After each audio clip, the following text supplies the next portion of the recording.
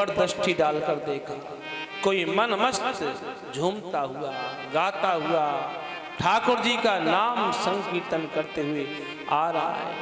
जैसे ही देखते ही अचंभित रह गए, ये तो ब्रह्मा जी के मानस पुत्र नारद जी। अहो हमारे बड़े भाग्य जो हमारी कुटिया पर पधारे। विधिवत उनका यथावत पूजन किया, सत्कार किया। तब नारद जी कहने लगे, हे पाराशर नंदन, आपका मन उदास कैसे? आप तो महान ज्ञाता हो, जिन्होंने एक नहीं एक वेद के 4 विभाग कर दिए, 17 पुराणों की रचना कर दी। आप इतने योग्य, इतने विद्वान, फिर भी आप खिन्न मना बैठे हुए। जब वेद व्यास जी महाराज कहने लगे, हे मानस पुत्र नारद जी, मेरे मन में अभी भी शांति नहीं है। पूज्यामास विद्वत नारदम सुरपूजितम पाराशर महाभागा भक्ता किश्चिदात्मनः परितुष्यति शारीर आत्मा मानस एव वहा। हे पाराशर नंदन, आपने बड़े बड़े धर्म ग्रंथों की रचना तो की और राम कृष्ण का रूपों का वर्णन आपने नहीं किया, इसलिए आपका मन अभी भी बेचैन है। उन परमहंसों की आप कथा जब तक गुणगान नहीं करेंगे, वर्णन नहीं करेंगे, वाचन नहीं करेंगे, तब तक आपके मन को शांति नहीं होगी।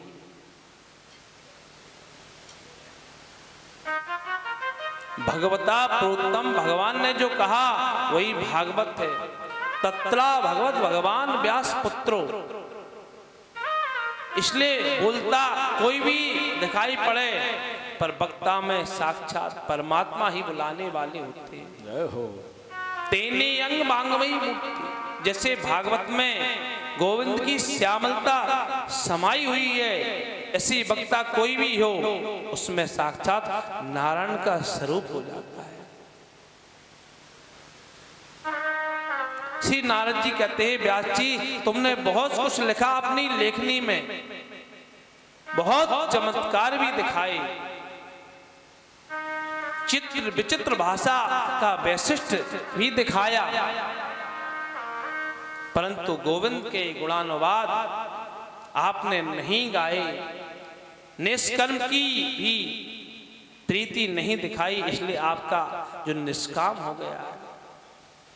भावुक रसीले जो रसिक भक्त हैं, उनके चरणों का आप गुणगान नहीं करेंगे, तब तक आपके मन को शांति होने वाली नहीं।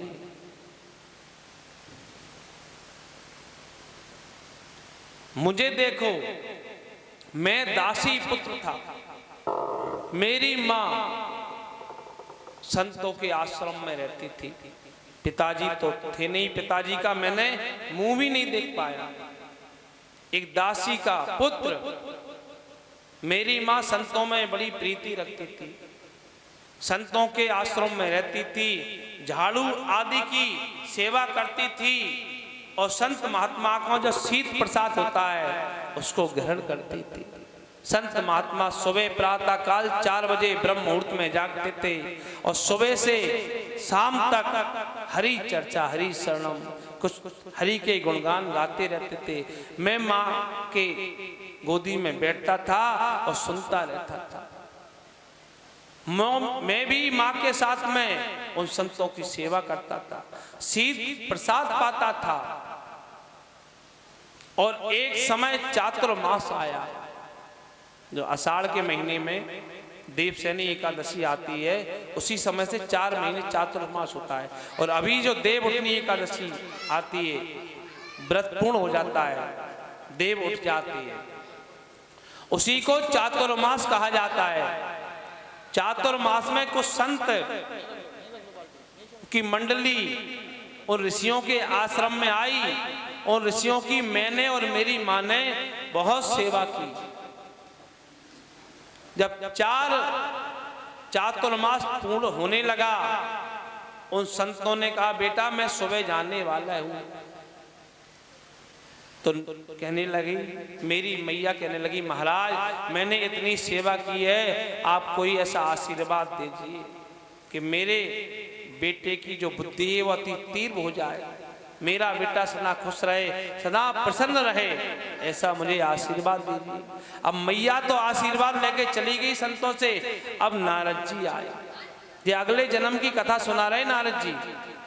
तो नारद जी कह रहे, हे व्यास नंदन पाराशर, हे पाराशर नंदन व्यास जी, मैं उन संतों के पास में गया और मैं कहने लगा अरे महाराज जी मैंने आपकी कितनी सेवा की है, मैं भी आपके साथ में चलना चाहता हूं। तब संत भगवान कह नहीं नहीं, मैं आपको साथ में नहीं ले जाने वाला। अगर मैं तुमको साथ में लेके जाऊंगा, तुम्हारी मैया